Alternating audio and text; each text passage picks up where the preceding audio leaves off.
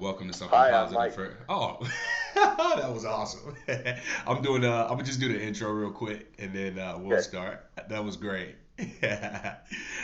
Welcome to something positive for positive people. I'm Courtney Brain. Something positive for positive people. The podcast is essentially an extension of the lived experiences of people who are navigating herpes stigma. Um, it is also a nonprofit organization, 501c3, where all donations are tax deductible to support the ongoing advocacy for the integration of these post STI diagnosis communication resources to be integrated into STD prevention efforts and sex education, just so that as people move forward through life and if they do test positive or come in contact with someone who does, they have the communication skills that they need in order to navigate this moving forward. All right, today's podcast episode features Mike. And Mike, I'll let you just introduce yourself however you want to introduce yourself. You can share as much or as little as you would like to. And then, yeah, I'd like to know, what made you reach out because we connected this morning, and this is a prevalent topic. Yeah, well, so my name is Mike. I'm 56 years old and I grew up in Denver, Colorado. And I'm currently living about 2 hours south of Denver in a town called Pueblo. I moved down here just after the COVID pandemic started because I decided at that time it would be a good opportunity for me to flip houses. So I sold my house in Denver, and with that equity, I was able to move down to Pueblo. And I bought up a bunch of old rundown houses, and I've really have kind of found my passion. I love working on these old houses. I have a particular style that I really identify with. It's like the brick houses built in the 20s, kind of a bungalow style. And there's a few of those here in the historic part of town that I'm in. So the last 2.5 years, I've been buying these old houses and fixing them up, and then turning around selling them or turning them into Airbnbs. So that's kind of what I'm doing now. All right, awesome. And Mike, when you reached out to me this morning, I was at the gym. I was on pre-workout and I was all hyped up. So the way that I received your message was probably a lot more intense than how I'm gonna like talk about it here. But you brought up a Okay. very prevalent subject. You were speaking about the "Are we dating the same guy?" group and how you were outed in that group by your sister. Like that was what happened. And you mentioned wanting to speak to um, how these groups are, and like I guess to start out, because I normally ask people this question, and I guess it's something that might be expected. Herpes. So you have herpes. How long have you had it? Let's start there. Okay. Well, it's a funny thing. I don't even know that I got it through sexual intercourse. I think I've always had it. As a child in elementary school, I'd get cold sores, and as did my whole family, my mom and my sisters. We all got these cold sores, and back in the 70s, it wasn't really as stigmatized as it is now. I believe maybe that was just my perception at the time. Maybe I was just an innocent child, but I've never really have felt bad about it. It's just something I've always had. Um, when I was 19, I had a girlfriend. She was from Sweden, and we were in a committed relationship and ended up getting married, and we're together for about 10 years. And she, had symptoms, and she went to the doctor and came home and told me that she had herpes. And I was the one and only person she'd ever been with. So that's how I learned that I had it. Um, some of the symptoms I'd get before that, that's when I realized I had it. But apparently I had symptoms before that. But I always thought it was just like chafing. It was just like some dry skin. It wasn't anything that caused too much pain or made me too worried. Um, so anyway, so I've had it my whole life.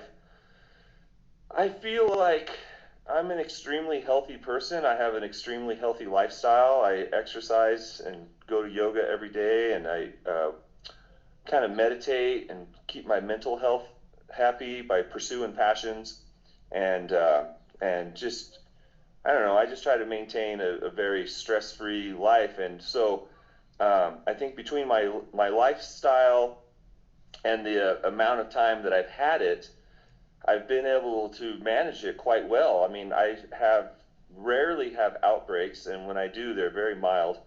And yeah, so that's kind of my relationship with herpes. Okay. And as far as dating goes, like, are you sexually active? When you do have partners, how do you go about having that conversation with them? Yeah, so that's kind of a thing I actually wrestle with quite a bit personally, and I've tried to navigate it using different approaches. Remember, I'm 56 years old, and you could, argue that I've been dealing with this for 40 years. And in that time, I've kind of have gone through different incarnations of myself. We're never the same person. And I kind of have a thing that people sort of make a full transformation every 10 years. If you look at somebody's life, they're a different person in their 20s than they are in their 30s and they are in their 40s, and so on, right? So um, when I first found out, I found out, when I realized I had given it to my first wife, it was kind of devastating to me, but it was more devastating to me because I had passed it on to somebody who I thought was, she was an innocent. She got caught, right? And so I felt really bad about that. So, that relationship, but we were in a committed relationship, married. So, she was really cool about it. She was like, "Hey, I'm okay with it. It doesn't bother me if it's a part of who you are, and we're together." So she was really cool about it and understanding. But I was a little harder on myself. But 10 years later, we were divorced, and I was dating again. And I had a really good circle of friends at the time. And in that group, there was this woman, and me and her started dating. And we had started sleeping together, but shortly afterwards, I felt compelled to tell her, and I had all this anxiety over it. I was just stressed out, and so I went over to her house one night, and I kind of sat down, and I was like, "I got something to tell you. You're gonna hate me." And she's like, "Well, what is it?" And I was like, "I have herpes." And she was like, "Oh, so do I. No problem." And I was like, "Oh, cool." And it was a relief, and I had all this anxiety built up over it, but she was just like super cool about it. And then we never talked about it again, right? So from that, and so I got other stories. That was in my 30s, so that was 20 years ago. And but what I realized from that, in my 40 years of dating, and they say, I don't know how many people, what percentage of the population has it, but you hear numbers from 10% to 60%, right? You hear the whole thing. So it's common, right? We can all agree that it's common. And in my 40 years of dating, I've never, not once, had a woman disclose her status to me. And I have to believe, with all the dating that I've done, that somewhere along the way, I came across somebody who had it as well, right? But it's never discussed. So, but I've disclosed on a number of occasions. More recently, the way that's looked is, so I've been divorced 10 years now from my second wife. And in the last 10 years, I've gone through spurts of dating, times where I'm more active, times when I'm less active. Since moving down here to Pueblo a couple years ago, I've basically given up on dating. I think I'm just getting older and it's losing its appeal to me. But what's happened, I'll kind of tell my last story, and this ties in with the "Are we dating the same guy" movement, right? So, yeah, okay. I'm gonna try to collect my thoughts on this. So, last summer, I went on a yoga retreat. And what I do is I plan these yoga retreats. I plan on going, I reserve my spot in these yoga retreats about a year out. And then I work really hard on flipping these houses, and that's my reward. It's my light at the end of the tunnel, and it keeps me on a schedule. I got to get this house done before I go to that yoga retreat. So I go to this yoga retreat, and it's all kinds, it's all my people, right? It's all spiritual, hippy dippy, woo woo people, and we're all doing these exercises, to kind of like, do yoga and communicate well and stuff like that. Anyways, there was this woman there, and she was didn't fit in with everybody else. I called her Canadian Karen. She's kind of like a Karen type. And but she took an interest in me right away, and we, the context, right? What I'm trying to describe here is the context. The context was she was on vacation, I was on vacation, and she even coined the term vacation sex, right? And she was telling me about how she had just come from the Caribbean island, St. Bart's or whatever, a week before, and she was telling me about how she slept with the scuba diving instructor down there, and she was telling me about how her and her last boyfriend went to all these swingers resorts, and they like to do all this kind of stuff. And anyways, we were just having these conversations, and I thought she had a very open-minded attitudes towards sex, right? And she was very aggressive with me. She took one look at me, and I was the guy she had to have. She was only going to be. This yoga retreat was a week long, so I think she thought I'd be a good diversion for that week. And so we just started having sex, and unless I'm having an outbreak, I don't really feel like I need to disclose that to anybody, especially if it's just casual or we're just having fun. I know a lot of people have a hard time with that. They're like, you're supposed to disclose no matter So what, all let the me time, let me step in real quick and just say, Yeah, like, you're not, more people agree with that, like, behind the scenes than on the surface, because on one hand people feel like, okay, this shouldn't be exclusively my responsibility to disclose because people don't disclose. I do think that it's everybody's responsibility to initiate a conversation about sexual health. I don't think that that should be on just us because we have something, right? But I right. think that the focus needs to shift to the initiation of the conversation about sexual health being the expectation more so than, people give people crap about not disclosing their status. Yeah, I get it, and I'm totally on board with that, right? But that's the axe they hold over your head, because after the fact, no matter what the circumstances were or how the disclosure came about or whatever, at the end of the day, if you didn't disclose before your first sexual contact, you're the bad guy. Right. And that's what I'm suffering now. No, so this woman, Canadian Karen, we're at this yoga retreat. She's all about it. She's on me, so fast, in fact, that I kind of was in disbelief this was happening. Right? I was with this woman, and next thing I know, so we have sex, and immediately afterwards, she turns to me and says, "So do you have any STIs?" And I just thought to myself, "Oh my God, this is like the worst time to ask." And I mean, like, you initiated all this, and I went along with it, and now you're asking me if I have an STI. And normally, every single time, if a woman asks me, she initiates the conversation and she asks me, "Do you have, anything I should know about?" I'm always very forthcoming and disclose. Always. I don't have a problem with that. So if somebody bothers to ask, I say yes. But in this particular instance, I said no because I lied. Because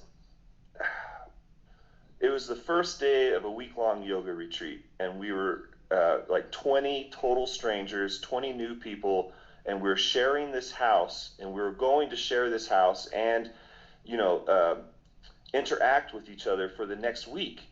And I didn't want to have this scenario where, on the first day, this woman practically seduces me, which I'm not complaining about. I was right there with her, but she was the driver of uh, the our relation or whatever.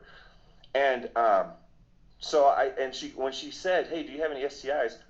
It was kind of like this crazy look in her face, and I didn't know who she was or how big of a deal she was going to make about this. And the last thing I wanted to do was spend the next week in a house where I'm ostracized like the bad guy, and there's this weird energy. So I said no, and we had the week long yoga retreat. We had a great time. We connected well. We had lots of sex, and it was great. And it was a great vacation. So at the end of the week, she goes back to Canada, and I go back to Colorado, and And about a week passes, and I kind of decide, I kind of that chick was kind of cool. I'd like to know more about her. So I called her up in Canada, and we continued to talk, right? And we started talking about, how would it look if we dated long distance? How would it look if you're in Canada and I'm Colorado, but maybe there's some potential here for something in the future. So at that point, I said to her, "Hey, look, I do have to tell you something. You asked me if I had an STI at that retreat, and I lied to you, and I said no because I didn't want to create an uncomfortable situation for myself. I'd been looking forward to that retreat for a whole year. I wasn't going to ruin it on the first day with somebody putting me in a compromising position like that, right?"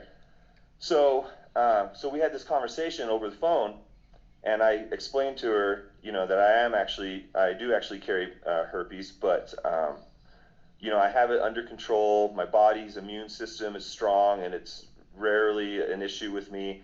And I can have sex without passing it along, and I'm fairly confident me and her were able to have sex and not pass it along. And in fact, she confirms to this day that she doesn't have it. So it's not like every single time I have sex, I'm passing it along. I thought the And story was going somewhere else. I thought she like got it and flipped out on you. You took me for a ride there. oh, no, no, no, she didn't have it. No, she didn't have, and that's the thing. I'm fairly confident that I can have sex without passing it along. And if I feel like I'm, there's a potential that I'm having an outbreak or could have an outbreak, if I feel something coming on, then I don't have sex. I shut it down. But like I said, I only have outbreaks rarely, maybe every 3 years or 5 years or something like that. Yeah. So anyways, we're having this conversation in the context of having something more substantial than just vacation sex, a week-long fling where we're both away from home. And I tell her I have herpes. So anyways, she's a little upset about it at first, and her initial reaction was to kind of like really come down hard on me, like really blame me, really hold this over my head. And I was like, "Hey, I'm not having any of that. Like, one reason why I don't lead with it is because I don't see it as a big part of my identity. I have a lot more to offer than just my herpes status. And I don't want to, like, when do you do that? Do you introduce yourself? Hi, I'm Mike. I have herpes. Or, yeah, or do you meet people and form relationships the way people form relationships, however that may look, conversations, sex, time spent together, activities together, whatever. And then as the relationship develops and you grow closer, then at some point you might reveal like, "Hey, we've been getting away with it for a few months now, but I should tell you in case it's relevant, right?" So I told her, I was like, "There's two people here. There's me and you. We're both adults. We both participate in varying degrees with promiscuous sex. I don't know if promiscuous is the right word, but Maybe casual, right? casual. Yeah, like casual sex or just not committed sex, whatever wording works. Vacation sex is what she likes to Vacations. call it, right? Vacation sex. So vacation sex has there by calling it vacation sex, you're communicating that there's a more casual tone to it, right? So she really wanted to kind of beat me up over that, but I was like, "No, there's two of us here. We're both responsible. You could have asked as easily as I could have disclosed. If it's really that important to you, the time to have asked would have been before you jumped on me." And anyway, so we talked it out, right? And then we continued to have a relationship, and then we dated for several more months. She came down here from Canada and visited me in Colorado a few times, and I went to Canada. Here's something that really kind of eats me up a little bit. So I was anti-vaccine. I was not on board with that whole COVID thing. I don't know how a lot of people feel about that, but it wasn't for me. Like I said, I have a healthy lifestyle, and I believe and trust my immune system. And I just didn't want to get the vaccine during the whole COVID thing, right? So for 2 years, I stood my ground, stuck by my principles, and just avoided the vaccine. But after 2 years of doing that, and people wearing you down, my sister who disclosed my herpes status on this Facebook group, She's all pro vaccine. She's like super passionate about it, and I'm a baby killer for not getting a vaccine. But anyways, I want to go to Canada to visit Canadian Karen, and in order to do that, I had to get the vaccine. So I went and got the vaccine.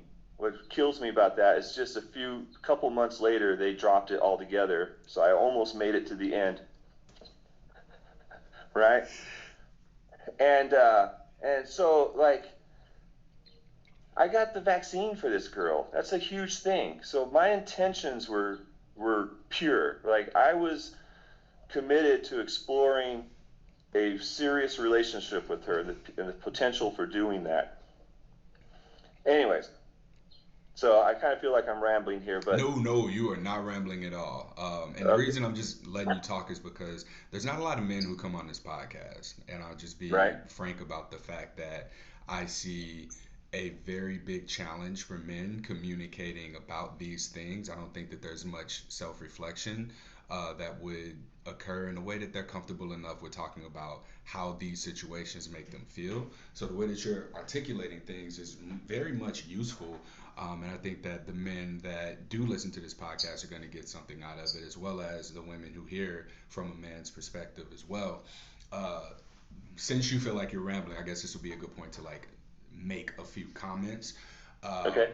One of the things that I like about what you shared with the disclosure, it was that you you looked at this from a place of I have so much more to offer than just my herpes status. You mentioned like when am I supposed to, do this? Like I'm a normal person. Normal people do these things. I don't introduce myself and lead with my identity. Like just like for me, I'm open about having herpes. Like hi, I'm Courtney. Hi, I'm Courtney is probably how I meet 99% of people if they don't know who I am, right? And we engage in conversation. Naturally, what do you do might come up in the conversation, and depending on the context or the environment, I might say I run a nonprofit. I might say I work in sexual health. I might say I'm a yoga teacher. I might say it just really depends, right? And the trajectory of me connecting with someone and getting to know them doesn't look like me leading with any one particular aspect of my identity. So I very much like and agree with what you said about not leading with "Hi, I'm Mike and I have herpes," right? Because I think a lot Right. of people in the back of their mind, that's where they're at. Like you look at a person and think, "I want this from that person. How can I get it?" And then, oh shoot, I have herpes. They're not going to want to give it to me. But there's a whole song and dance that needs to occur when we're connecting with people, and oftentimes leading with our identity or leading thinking about when we're going to be able to talk about this, it pulls us from being present. And what I'm learning is that presence is probably the most attractive thing about a person. When you're with someone, you're like, dang, this person's really present, like I'm interested in them.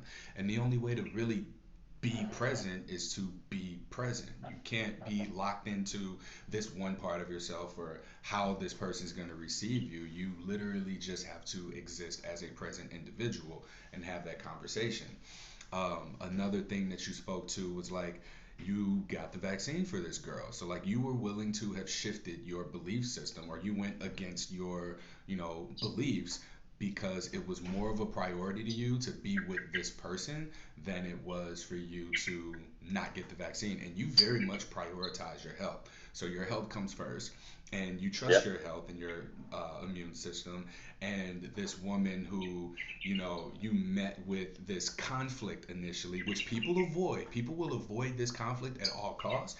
And I've seen so much of that, but you were able to not only deal with the aftermath of not having disclosed before, you were able to, stand your ground and be like, no, you're not about to shame me for this. Here's the situation. We're both accountable here. So Yep. there was shared accountability in that exchange, and it wasn't like a guilt trip from you, like, oh, I didn't disclose to you right away. I should have, blah, blah, blah. Like, you had your reason. You moved forward that way. You gave her the information, and then while she tried to act in a certain way, you're just like, nah, we ain't doing that.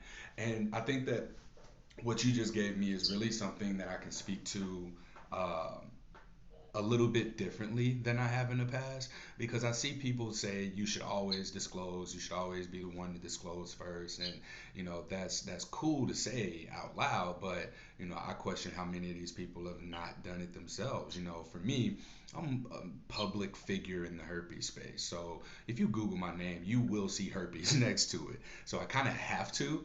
Um, but I do believe that there is something to be said for the willingness to engage at the level of which you did, which was like, all right, I want to take this further, because a lot of people wouldn't do that. I think a lot of people would just avoid it altogether. It's like, oh well, I didn't tell you, I'm gonna just let this go, or you might see people ghost or just stop talking to a person to avoid having that conflict altogether. But Exactly. the conflict management, the communication, the willingness to go there with this person is a component of this conversation that I think is going to be useful to a lot of people, because we just don't see it. Like, we don't see conflict anymore. You mentioned that your sister, who we're probably going to start that conversation, we're going to probably transition into that shortly. Your Yeah. sister is very much, pro vaccine, and believes you're the worst person in the world for not having gotten vaccinated. And I think that we see so much of these extreme views in one direction or another, that I believe the majority of people who are in the middle of that, understand that this is just a situational thing. I may not always disclose, or I may always disclose, but there's always like a gray area of mutual understanding about how to go about that, about how to manage it. And so much of this is like, accountability. It's accountability, because you took accountability of not having disclosed, and that you lied. You were able to flat out say that, hey, I lied to you, and here's the situation. And she was still willing to move forward.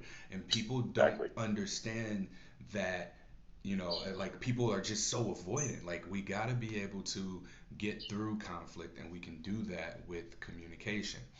Um, I'll leave room for anything that you want to say here before I transition into the next piece. Did you have anything you wanted to add there?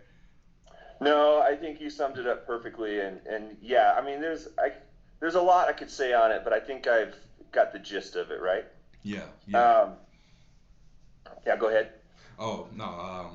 So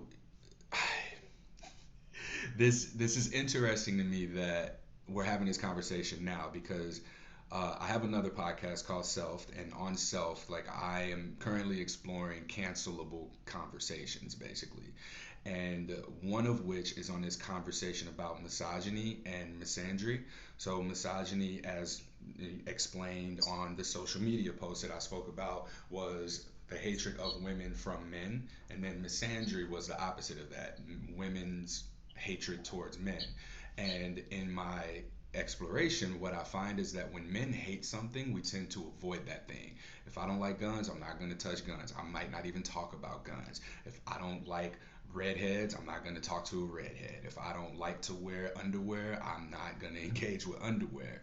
And that's like, the ultimate expression of hate. Like, if we hate something, we avoid it. And you'll see, like, if men hate women, they just avoid women. Whereas on the other side of that, I've seen that women tend to engage with what they hate. If you look at women who like are like, oh yeah, my friend, blah blah blah, I can't stand that bitch. Oh, she get on my nerves. All she and they'll talk shit about each other behind their back, and then in front of each other, like, oh hey girl, hey, it's so good to see you, and hug and kiss, and we'll be looking like, you just told me all this stuff about her, right? And Yeah, so the the the hatred of men from women, like, women will still get take a guy's drinks that they hate. They'll still have sex with him. They might even still be in a relationship and marry this man that they hate. And so when you sent me this email, it very much like highlighted that for me, and I was like, yo, yeah, this is wild. So if your sister just flat out hates you or doesn't like you, why yeah, can't she just avoid you? Or why can't she yeah, just ignore you, leave you alone, and just like let that be it? But no, she felt the need to like really bring this, not only like to express the hatred towards you, but it was like an attempt to also involve more hatred towards men, because the are we dating the same guy groups typically don't have anything positive to say about men. Like, these groups very much perpetuate this hatred towards men in a way where there is no accountability for anybody who might be lying. Like, I know more people who've been impacted by that negatively, or who said, like, no one's ever been like, yeah, I posted to this group, this guy, and I found out he was married and I left him alone. It would be, I posted about this guy, I found out all these other women dated him and had these experiences, but like, still they need to see for themselves, or they're gonna like, oh well, I know what I'm getting into now, and will Yeah. continue to engage. And that's wild to me. So that's, Yeah, so I don't mean to interrupt you, but you got me thinking about a couple things I want to share with you. yeah, yeah, go ahead. Uh, so when I first learned about this group, Are We Dating the Same Guy? I didn't quite understand what it was or how big it was or whatever. And so I started looking into it, right? And I started kind of going online and just seeing what people were talking about and what people were saying about it. And I find it interesting that the Are We Dating the Same Guy group has like 50,000 members in my group. And This is then, just out in of Denver, right? curiosity, I looked, huh? And this is just in Denver, right? Because there's multiple Yeah, ones across different cities. There's one here in Portland. yeah, they're in all the major cities. And I don't know how new they are, but I kind of get the impression that they just popped up in the last couple years. And they're really gaining traction now, right? And so one of the things I did was I went to TikTok to see how many, if there's any reels on it or what people were saying or talking about it. And the only thing I can find, well, okay, yeah, the only thing I can find is there's all these TikToks where people are like, "Girl, I just discovered this group. You got to get on. You got to join."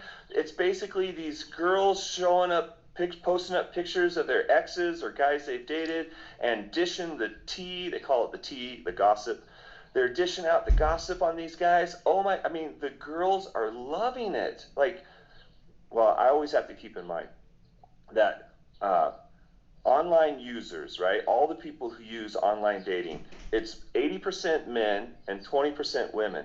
So there's 20% of women of the population that uses online dating. So you have to ask yourself, what are the other 80% of women doing that aren't using online dating? Well, they have friends, they have social circles, they have healthy activities, they're out meeting people in real life. Let's face it, if you're a really attractive woman and you're single and you're in your 50s, that's my demographic, uh, you don't have any trouble meeting guys. But if you have trouble meeting guys, you might turn to online dating. So these 20% that use online dating, they maybe have like they have a character flaw. They don't have the personality or the confidence or the skills required to meet people in real life. They have to rely on a profile and some pretty pictures, right? And so that's who we're talking about. But of those 20% of the women who use online dating, of those 20%, 80% of them are messaging 10% of the guys that are on these online forums. So 10% of the guys, or 20, let's call it 20%, let's be generous. It's 10. It's 10. Yeah. 10% of the guys on online dating apps are getting messages or inboxed or matched with 80% of the women who are using the app. Well, I must be in the 10% because every time I log on or create a profile, my inbox just fills like crazy. I'm 6'3". I'm work out every day. I go to yoga. I've done a lot of internal work. It's always a progress. It's always a work in progress. Um, I communicate well. I flip houses. I'm handy. I'm masculine, but at the same time, I'm in touch with the femininity, the divine feminine. So, anyways, a lot of women find that interesting and connect, right? So, anyways, yeah, online dating is a funny thing. So, but I find that the women who are aware of this group, Are We Dating the Same Guy? They just love it. And it kind of occurred to me that the Facebook group, Are We Dating the Same Guy, is to women what porn is to men. It kind of, Yo, oh, that's big. yeah, and think about that for a second, right? Like, porn is so toxic to men, yet so many men consume it.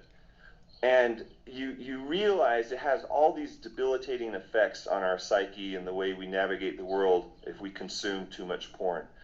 And I see these women who are consuming, they love this online gossip forum.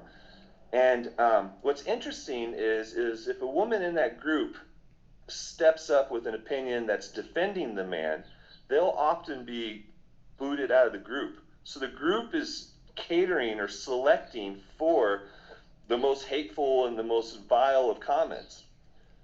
So in my particular example, right, my sister, who just to really appreciate what's the personalities involved here, my sister's a mess. Like she's just a lifetime of this kind of trauma, and she has alienated herself from everybody in her life. I don't know if it's something that's happening in her 50s, but she was an exchange student in Belgium. She got really close to these people, a whole nother family, and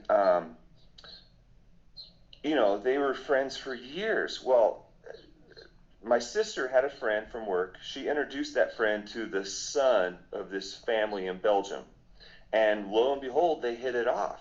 And they got married and had a kid. And the kid, the son from Belgium, he actually moved back to Colorado to be with this girl. And he's living a mile from my sister. So you would think like that would be a good thing. My sister would be a godmother to this child he had. He would be a really close friend to the couple because she introduced them. But instead, she's alienated herself from these people. She basically gave them an ultimatum that they had to choose between her and the friend that she introduced to the son, because she never expected him to actually hit it off.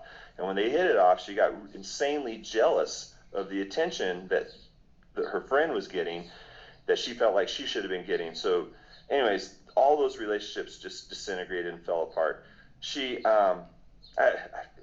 sued both her neighbors on either side of her house, in small claims court over like apple trees and things like this.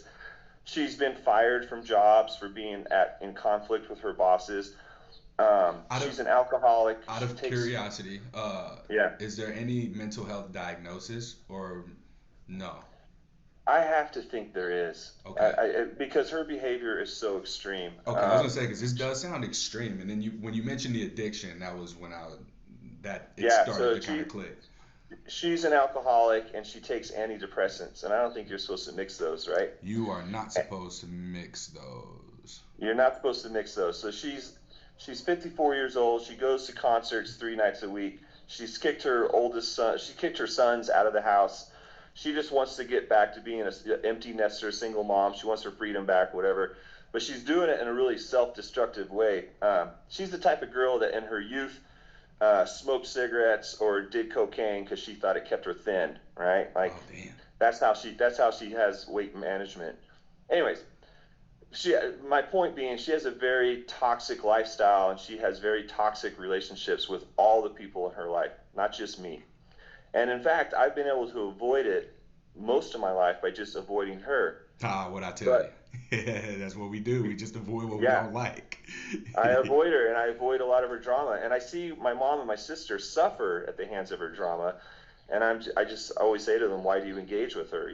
But they do because she's family. But I've always kept my distance until a year ago. A year ago, she was going through some home renovation projects and she lost her job.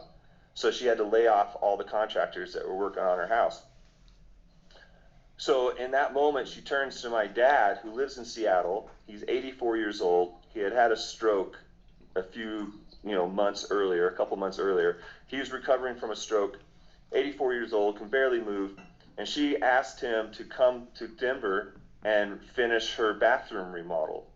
And he, being dad, couldn't say no to his daughter and agreed.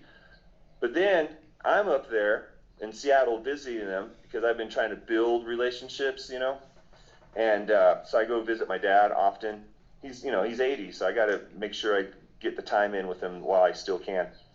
And he's all stressed out about this commitment he's made to my sister to remodel her bathroom. So I said, okay, I'll do it. I'll help you out. I'll remodel her bathroom for her.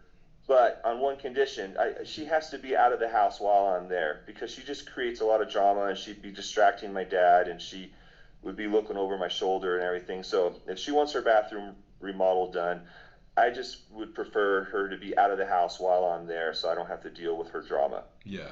Because she had a lot of drama going on back then. Well, anyways, so she agreed. She said, okay, yeah, I'll do that. It made her mad, but she wanted her bathroom done, so she agreed. And then at the end, when the bathroom was done, I drove back home 2 hours away. I spent 4 days up there doing it, and and I returned home, and my dad was there for a couple more days before he returned home. And during that time, she basically told him to go fuck him. She did, verbatim quote. She told him to go fuck himself because she was mad that she had to leave her house while we worked on her bathroom. She got like thousands of dollars worth of free labor, but she was mad because she was, you know, asked to leave. Gee. So she's been holding this grudge, this resentment, because it kind of made her look bad in front of my dad. And I think my dad kind of looked at her in a new light after that, like, wow, she really is kind of, you know, a monster, and everybody sees it, you know, and I think it was my, you know, demand or condition that she leave kind of exposed her. So for the last year, and I haven't talked to her or engaged with her since, right? Been avoiding her. So for the last year, she's just been kind of resenting me and building up this story in her head. So this Facebook group comes along, and she decides, oh, this is a great opportunity to get back at my brother. So she makes this post where she basically says, you know, that I have herpes and I don't disclose it, and I'm running around infecting everybody I'm dating, and I'm a threat, and she needs to protect all these women in the group from me, you know, this evil person. And then, so my sister, she works in public relations. She's been doing professional level public relations for 30 years. She's worked on political campaigns. She's worked on government agency campaigns. She knows how to get a story out, and she knows how to keep it going, and she knows how to promote it. And she's using the full extent of her experience as a PR professional to attack me on social media. So she started off with going to this group, making this post, and she's talking about how I cheated on my wives, and I have herpes, and I'm a narcissist. Those are the three major complaints. And I'm not a narcissist. I'm a confident male, and I know what a narcissist is. I'm not, but, you know, confident men get labeled that a lot, you know. And yes, I have herpes, but I don't spread it to everybody. Plenty of people have dated me and not got it. In fact, I think I've only passed it on to 3 women in my entire life, and all 3 of those women were women that lived with me for extended periods of times, like 10, 12 years. We were in a relationship, and it just happened with that much contact, you know, like daily contact for 10 years. They eventually caught it. But people who I've casually dated don't get it. But anyways, so this is her complaint or her allegation against me in this public forum. But she didn't stop there. She actually reached out to some of my exes, and because she's my sister and she knows all my stories, and I've confided in her, and she's in that inner circle, you know, everybody knows what's going on with their family to a degree. She knew, you know, that there were a couple women that she would probably have more success with. So she reached out. One of them was to Canadian Karen. So she reaches out to Canadian Karen and says, oh, my brother's a narcissist and everything. And recruited them to also make posts, you know? No. So it's not enough to out me, but she actually went out and sought out some of my exes, one from a year ago, Canadian Karen. And that, I don't know if I ever got to it, but that relationship kind of, it grew and then it died out. I went up to Canada and I realized she just wasn't who she kind of presented herself to be at the yoga retreat. At the yoga retreat, she's all cool and open-minded and chill. But up there in Canada, I realized that she's just kind of a, you know, we went to the mall 5 times during my visit there, and I haven't been to the mall 5 times in my life. So you can see there was a disconnect in our priorities and lifestyle. So it just didn't work out. I ended it politely. I ended it nicely. Like I said, I was sincere and had good intentions at one point. That's why I got the vaccine for her, which is a huge regret of mine now. But anyways, it didn't work out, and it ended a year ago, right?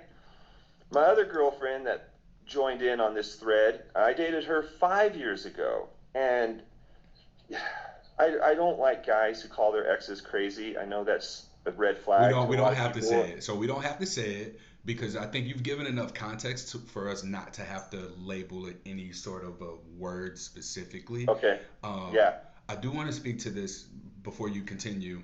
Yeah. That she was able to recruit people, and I think it goes back to that whole accountability piece. I speak about this fairly often, at least more recently, that typically men fear consequences and repercussions for their behavior from other men through either physical violence or loss of respect. I don't know if there's anything to add to that. Like, as I'm having more and more conversations, I'm finding this to be more and more true.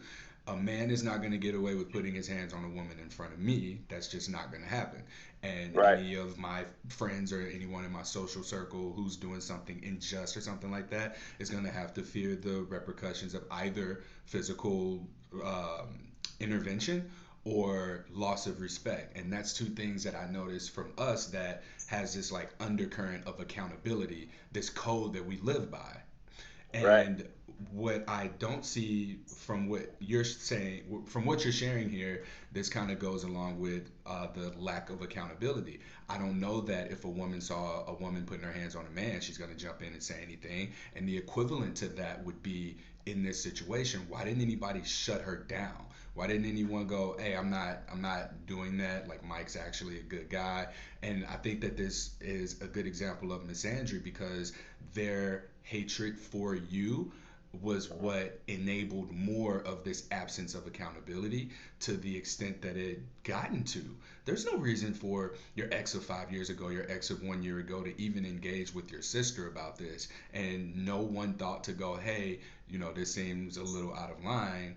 I don't know why you want to do this. Like, what are you trying to accomplish here? There's no accountability. And for the post to have made it up and still be up, I'm assuming, without any sort of accountability or intervention from other women. And like you said, when they do in the group, they get kicked out. Like, there's more of a negative, the avoidance occur. It's not that, okay, I'm going to take this a little bit of a level deeper. For the women who kick these women out of the group for going against the opinion or standing up for men in the group, I think that that speaks to a much more deeply rooted hatred. Like, this hatred isn't just hatred towards women, it's or hatred towards men, but it's also women's hatred towards each other, to the extent of which, like, nah, you're not going to come in here and be right. You're not going to come in here and challenge the status quo of this space that I've created for this purpose exclusively. Get out of here. So Yeah. Yeah. yeah. Yeah. So when my sister Hold on, hold posted on, up, hold on real quick. Hold on, I gotta pause this. Give me one second. okay. One. All right. Sorry about that. I had to pause it. Something happened.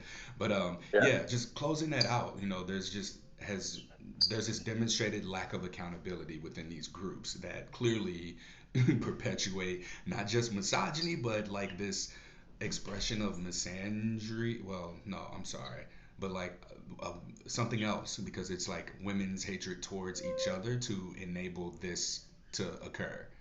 Yeah, I've always found it interesting that like women will contact each other, total strangers. They'll contact people they don't know if they share a man in common.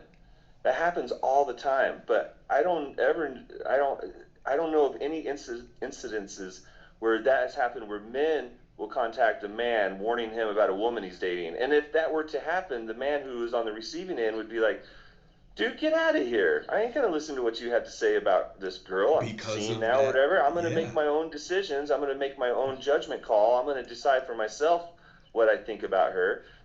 Men don't do that. Men don't reach out and say, "Oh, hey, watch out for that woman. She's going to take all your money or whatever." That just So doesn't happen on the same level that it happens with women, where women will be like, "Hey, girl, you don't know me, but um, John, who you're seeing, he is," and then they'll just start. They just get together, like they'll meet for drinks and talk about the guy.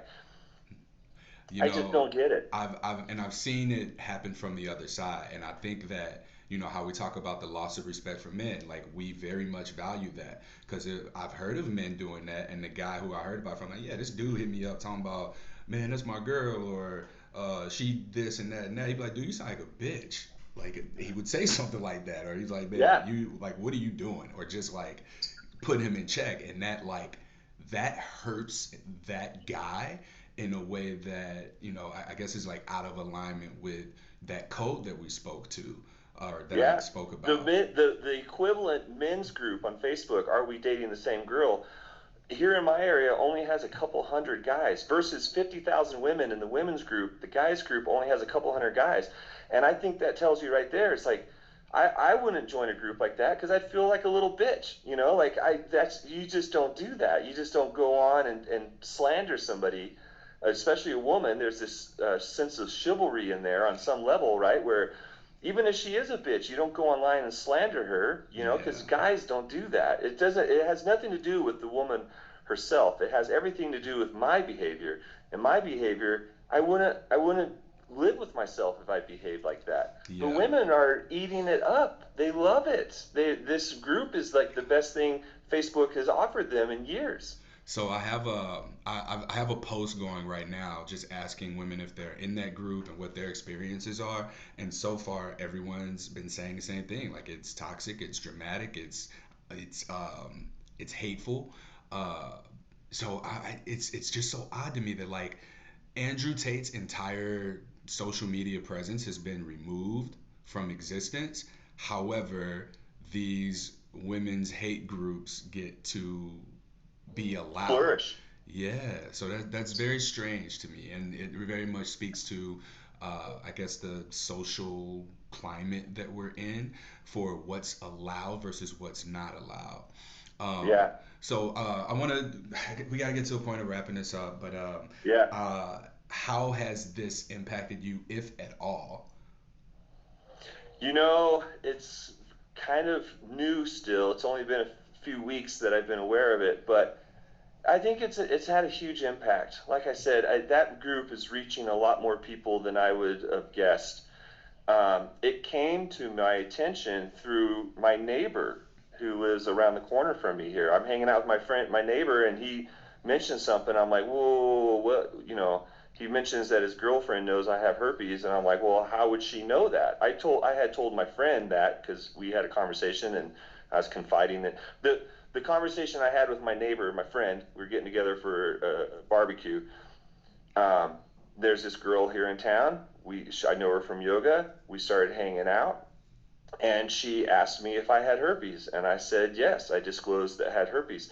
So I'm hanging out with my buddy, and he's like, "How's that going with with that girl you're hanging out with? How's that coming along?" And I'm like, "Well, you know, I had to disclose that I had herpes to her, and so now she's considering it, and we ended up dating after all, but she took some time to consider it before we ever had sex." And so I was relating that story, I was confiding that story to my friend around the corner here. We were having a barbecue. And so I confide that to him. And then sometime later, we're hanging out talking, and he's like, "How's that going?" And sometime later, we're talking, and he tells me that his girlfriend knows. And I'm like, "Well, how would your girlfriend know? You're the only person I've told. Did you tell your girlfriend?"